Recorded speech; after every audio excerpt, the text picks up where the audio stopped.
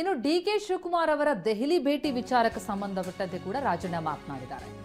DK Shivakumar Delhi ಭೇಟಿಯಲ್ಲೇನು ವಿಶೇಷ ಇಲ್ಲ ಅಂತಿದ್ದಾರೆ ರಾಜಣ್ಣ.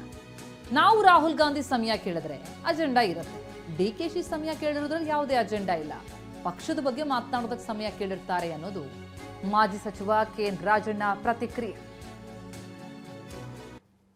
ಡಿಕೆ ಶಿವಕುಮಾರ್ ಪದೇ ಪದೇ ಹೈಕಮಾಂಡ್ ನಾಯಕರು ಭೇಟಿ ಆಗ್ತಾ ಇದ್ದಾರೆ, ಒತ್ತಡ ಆಗ್ತಾ ಇದ್ದಾರೆ.